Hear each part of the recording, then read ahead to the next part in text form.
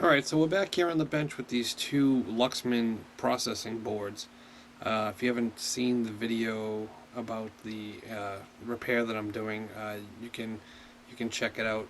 I'll probably put in a link below, or maybe somewhere on the screen. But these are the two boards that I've been working on from Luxman RV-371. They're surface mount double-sided boards, and they're riddled with problems, snap traces, bad components, yeah, a whole bunch of crap. So I think what we're going to try and do today is strip all the capacitors off of this board. And I won't bore you with the whole process. I might show you a couple, but as you can see, there's probably about maybe 60 or so surface mount capacitors of various values, and it's not going to be fun. The one thing you might want to use, you can use a regular soldering iron, and you can actually heat one side and put some you definitely want to use your flux pen or flux or any kind of flux that you might have, and put it on each side of the capacitor before you start, because if you don't, you're probably going to pull your hair out. But you can also use, let me see if I can find this here, is some solder wick. If you have just a single soldering iron and you want to try and remove the part, you put the flux on each side of the capacitor where the contacts meet the board. Then you take your solder wick and you'll put the wick on one side where the contact is, and wick up the solder on one side, and then do it on the other side, and go back and forth until you can pretty much you think you've got most of the solder off. And then what you do is you just keep heating back and forth, and then with a pair of tweezers, if you get it hot enough, it should pop right off. Not fun. So the better way to do it is use one of these. Nice pair of soldering iron tweezers. They have two tips with points on them. This happens to be a Hakko 950 24 volt 50 watt iron. I do not have the station for it. I just have a power pack that I've scabbed onto this to make it work. Basically, if you don't have one of these, you're going to be spending a lot of time with a single soldering iron, because on this you just put it on the part. You put your flux on first, and you put it on each side on the contact. You take your tweezers, wait till it starts heating up, and when it starts to move, pop it off, move along, next one. It makes it move so much faster. So I'm going to try and demonstrate that here, and because if you did it with a single soldering iron and just strip all these capacitors, would probably take you forever, and it's not fun. So believe me, I've done it. Alright, so I'm going to swap boards here. Now this is the board I want to work on, so I'm going to zoom in here on the board, and we'll be right back. Alright, so we're back here. We're going to try and start removing capacitors, and first thing I like to do is, if there's any corrosion on the side of the capacitor, is what you probably want to do first is take a little bit of alcohol and put it around the component, let it seep underneath, and I'll take my trusty toothbrush and just kind of start scrubbing each side of the capacitor where the two contacts meet the board, just to help out, because if you have corrosion and crap, it's not really gonna help your flux flow, believe me on that one. So you take your flux pen and you apply some on each side of the capacitor,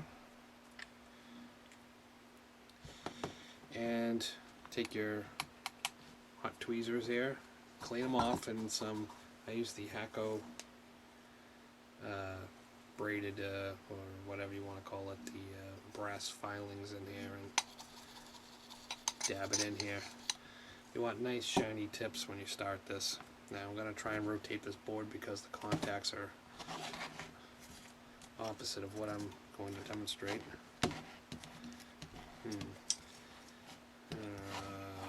see if I can do this so the camera gets it.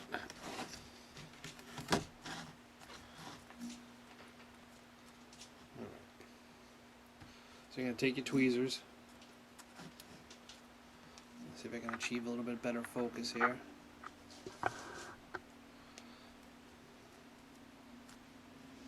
Take the tweezers and I'm going to apply it right on the two terminals. You're going to hear it start sizzling a bit.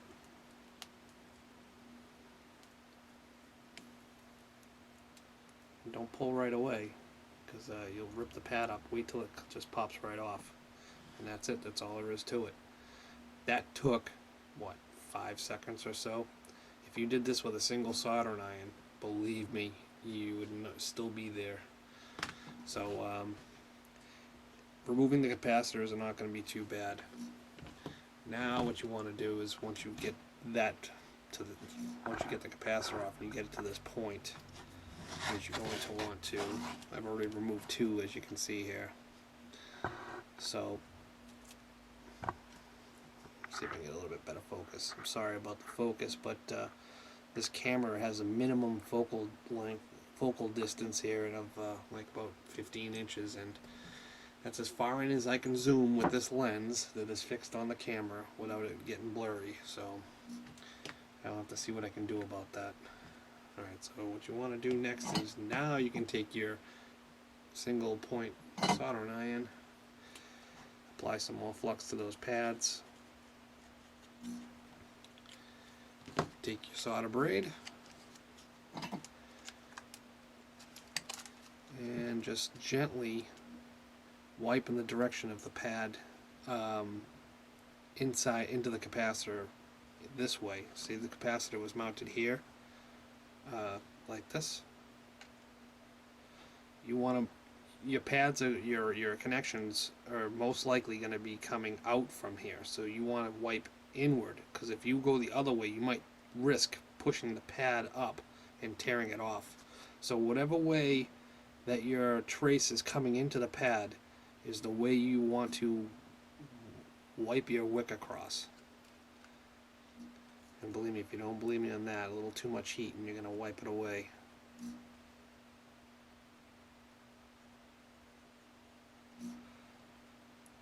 A gentle pressure. You don't have to push down too hard. Let the soldering iron and the flux do its work.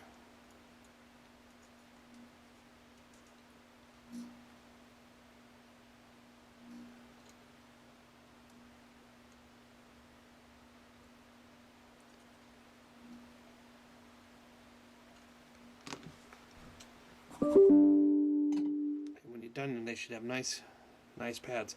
If you don't do this and you just leave that crap on there, let me tell you, when you go to put your new capacitor on there, it's going to rock and roll and it's going to sit too high, and when you go and heat one side down, it's going to look like shit. It's going to look half crooked, and yeah, you don't want that. So once you get that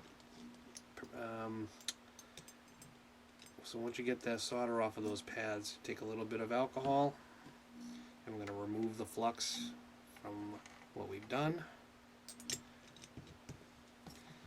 And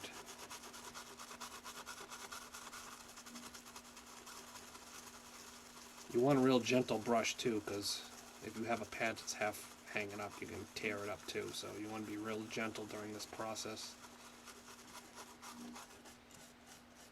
And when you're done, you should have something that looks like that. And unfortunately, I don't have the new capacitors to put on here, so when I get those in and this board stripped, I'll demonstrate putting on the capacitors as well. Alright, so I think this is probably going to conclude this video on the troubleshooting and possible attempted repair on the Luxman RV-371. Stay tuned for more videos.